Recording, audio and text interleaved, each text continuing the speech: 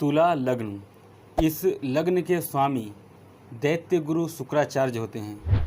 शुक्र इस लग्न के स्वामी हैं और इस लग्न में यदि हम बुधादित्य योग की चर्चा करें तो सूर्य को एकादश भाव का स्वामी बनाया गया है। यानी तुला लग्न में सूर्य एकादश शेष है, लाभ का, इनकम का मालिक है। वहीं बुध को जो घर मिला है वो नवम भाव और 12वां भाव, दो भाव मिले हैं, जिसमें नवम भाव बहुत ही महत्वपूर्ण है क्योंकि त्रिकोण का भाव है। 12वां भाव कुछ हानि का है, किंतु जन्म कुंडली में द्वितीय भाव और द्वादश भाव के बारे में कहा गया है कि द्वितीय भाव के स्वामी और द्वादश भाव के स्वामी समग्रह होते हैं। समग्रह कहने का तात्पर्य ये हुआ कि न ही तो द्वितीय भाव के स्वामी और द्वादश भाव के स्वामी योग कारक ग्रह होते हैं और न ही मारक ग्रह होते हैं, वो सामान्य भूमिका देते हैं उस जन्म कुंडली में। वहीं अगला सूत्र वही है कि द्वादश भाव या द्वितीय भाव में जिस किसी भी ग्रह की राशि बनती है, उस राशि का यदि द्वितीय राशि उस ग्रह का दूसरी राशि जहाँ है उस राशि के अनुसार फल देगा। तो बुध की एक राशि 12वें स्थान में है और एक राशि 9वें स्थान में है, यानी बुध जो फल देंगे वो 9वें स्थान का फल देंगे, भाग्येश का फल ज़्यादा करेंगे। इस लग्न की कुंडली में तुला लग्न में नवमेश का फल ज़्यादा देंगे, द्वादशेश का बहुत कम फल देंगे। वहीं सूर्य एकादशेश रहेंगे। एकादश इनकम और नवम भाग्य, भाग्य और इनकम का मालिक एक जगह संयोग बना ले और अच्छी स्थिति में बुधादित्य योग फलीभूत हो जाए तो इसमें कहीं ये कहना अतिशयोक्ति नहीं है कि बुधादित्य योग तुला लग्न में सर्वाधिक श्रेष्ठ बनेगा। इसमें ये जान लीजिए कि जरूरी नहीं है कि प्रत्येक भाव में बुधादित्य योग बने। चर्चा करेंगे कि किन किन भावों में बुधादित्य योग बनता है और किन किन भावों में बुधादित्य योग नहीं बनता है। इसकी शर्त जान लें कि बुधादित्य योग कब बनेगा और कब नहीं। बुध बलवान होना चाहिए, सूर्य बलवान होना चाहिए। ऐसा नहीं कि एक नीच का है या एक वहाँ पर स्व राशि का आ गया या एक वहाँ पर सम आ गया, एक मित्र का आ गया, एक नीच का हो गया, तो कभी भी बुधादित्य योग नहीं बनेगा। वहीं त्रिष्ठराय भाव में भी नहीं बनेगा।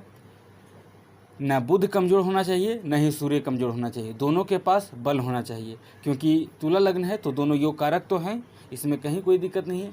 अब देखते हैं, हाँ, यहाँ एक बार और विचार कर लीजिए कि यदि आपको जानना है कि जैसे मैं तुला लग्न में इस बार बता रहा हूँ इस वीडियो में कि तुला लग्न की कुंडली के किस भाव में बुधादित्य योग बनेगा और किस भाव में नहीं बनेगा। मान लीजिए कि आपकी भी तुला लग्न की कुंडली है और उस भाव में, जिस भाव में मैं बताऊंगा, उस भाव में यदि आपकी बुधादित्य योग बन रहा है आपकी कुंडली में, तो वो क्या फल देगा उसका मैं शॉर्ट यहाँ पर बताऊंगा, पूर्ण रूपेण विवरण नहीं बताऊंगा। उस विवरण का आप जानकारी प्राप्त करना चाहते हैं तो बुधादित्य योग 12 भावों में फलीभूत कब होता है और कब नहीं, यानी कि 12वें भाव में बुधादित्य योग का क्या फल होता है, इसके नाम से सीरीज बना दी गई है। प्लेलिस्ट पर जाएं और वहां से आप उसे वॉच कर सकते हैं।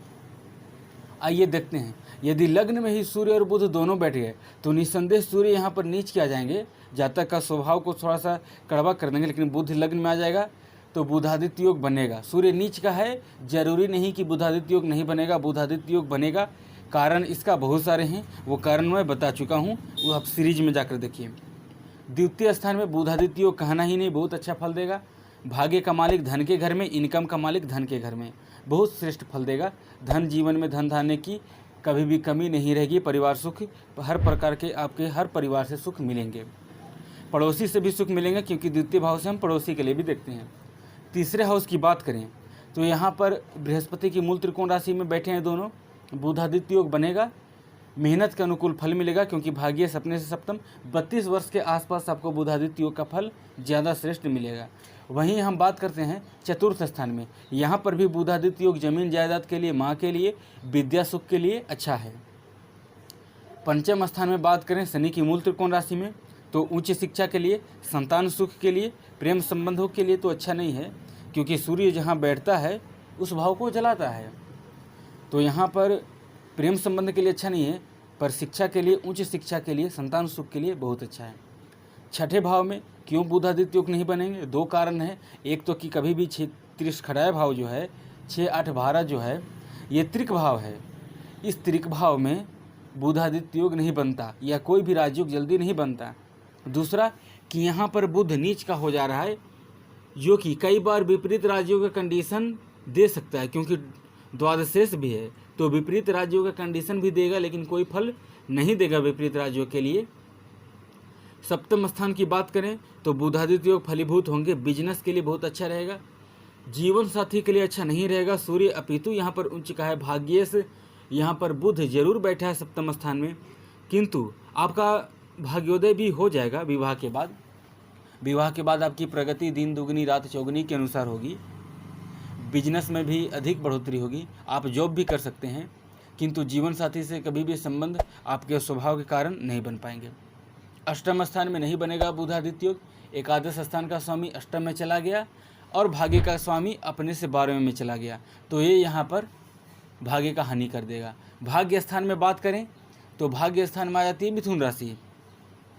यहाँ पर बुधादित्य योग एकादशेश अपने से एकादश स्थान में बैठा है, अच्छी कंडीशन में है। भाग्येश खुद भाग्य स्थान में है। बुधादित्य योग का पूर्ण फल मिलेगा, भाग्योदय जन्मजात ही हो जाएगा, जहाँ तक जन्म से ही भाग्यवान होगा, पिता का सुख मिलेगा, भाग्य का सुख मिलेगा। जातक अपने जीवन में विदेश यात्रा करेगा, विदेश में सेटलमेंट भी होगा, धर्म के प्रति उसका रुझान भी रहेगा, धार्मिक भी होगा और उच्च शिक्षा भी वो प्राप्ति करेगा। दसम स्थान में आ जाते हैं कर्क राशि में, तो कर्क राशि में बुधादित्य योग बनेगा। भाग्य का मालिक कर्म के घर में गया है और इनकम का मालिक कर्म के घर में गया है। यहाँ पर दिग्बल होकर सूर्य बैठा है। बुधादित्य योग यहाँ पर आपको, ये बुधादित्य योग जो बनेगा वो आपके जीवन में मान सम्मान, समाज में इज्जत प्रतिष्ठा यश कीर्ति सब कुछ आपको देगा, बशर्ते बुधादित्य योग फलीभूत होना चाहिए, यानी अच्छी तरह से बनना चाहिए। दसम भाव में, एकादश भाव में भी बुधादित्य योग बनेगा, आपको लाभ, बड़े भाई बहन से सहयोग, पैसे की जीवन में कोई कमी नहीं रहेगी।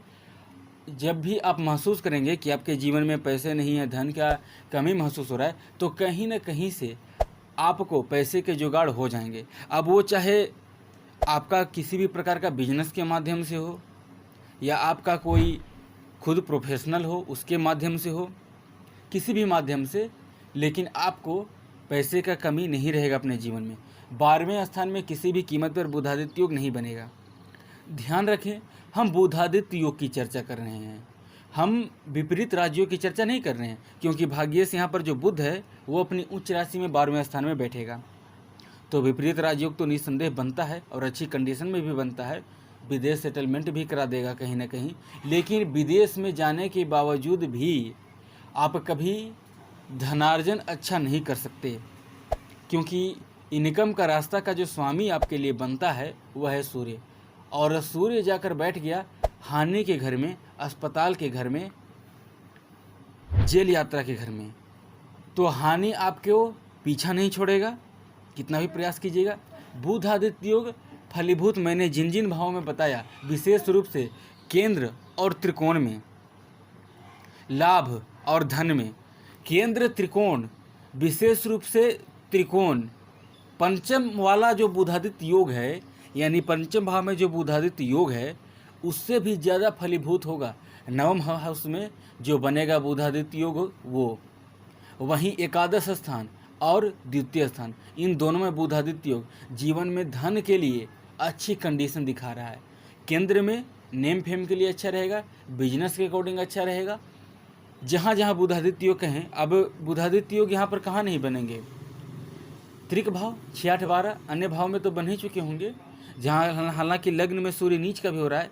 यदि सूर्य बाध्य है, जरूरी नहीं कि सूर्य लग्न में नीच का है तो वो नीच का ही फल दे, नीच भंग राजयोग की कंडीशन भी बन सकती है। अगर सूर्य नीच भंग राजयोग की कंडीशन न बने या बन भी रही हो, फिर भी सूर्य पूर्ण रूपेण बाध्य है नीच फल देने के लिए, यानी नवांश में भी नीच का हो, चलित में 12वें से कनेक्ट कर जाए, केपी में अष्टम और छठे से कनेक्ट करके 12वें में कनेक्ट कर जाए, तब सूर्य निगेटिव फल दे सकता है। अन्यथा लग्न में भी बुधादित्य योग का फल आपको जरूर मिलेगा।